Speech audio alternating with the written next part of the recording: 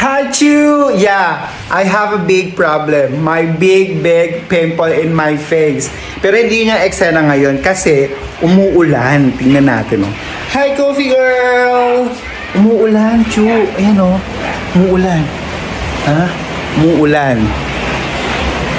Diba?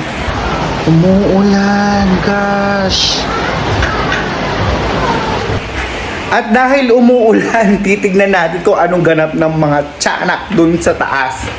Tignan natin kung anong ginagawa nila tuwing umuulan. May mugong naman, kaya lang puro poop na nila. Pero titignan pa rin natin kung anong ginagawa nila ngayon. Ayan na, buksan natin. Tingnan natin. Grabe, lumog. Grabe, dinumog si Daddy. Hala, ayan, oh. Ayan mga tsu. Aray ko. Aray. Aray. Aray. Shh, behave. Ay, nako. Ayan na. Bumabo na yung camera. Ayan. Aray ko. Yan ang mga ganap nila. Tsu. Ayan. Kung naririnig nyo, malakas ang ulan, mga katsyu. Ayan. Grabe kung nakikita nyo.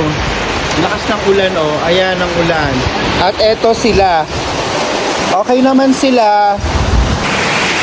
Oh, okay naman sila. Maya-maya naglalaro lang sila, oh. Pero maya-maya maglalaro yan sa tubig. Hala, baka nabuksan nila yung pinto. Ayan, maglalaro na yan maya-maya. Ayan, oh. Grabe ang harutan ng mga yan, oh. Oh, grabe.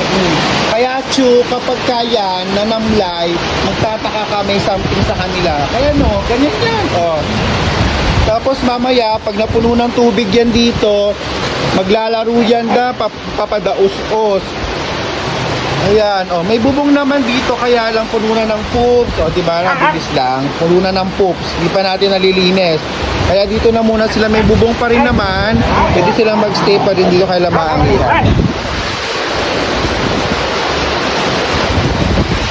Bawal ba or masama ba sa kanila ang pagligo sa ulan? Please comment down below para magkaroon naman ako ng idea. Kasi madalas naman nila itong ginagawa. Hindi ko rin sila pwedeng isama dun kay Coffee kasi buntis yun. So, sobrang kukulit nitong mga to, mga katsu. Hindi pwedeng magsama sila kasi baka malaglagan.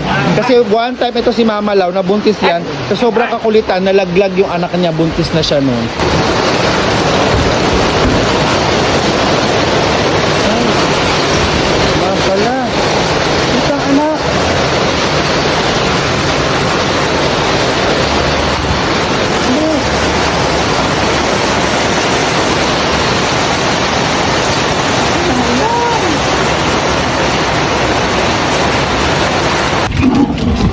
Ayan na sila.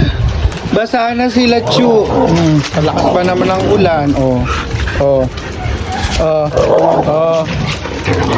Pero pag sobrang tagal na yung ulan, parang tag-ulan na talaga, halos araw-araw umuulan, ibinababa na namin yan sila. Pero ngayon kasi paandap-andap naman ang ulan, so dito muna sila. Nakita nyo. Ayan na. Humiga pa. Diba? Sabi sa inyo na-enjoy na nila yung ulan.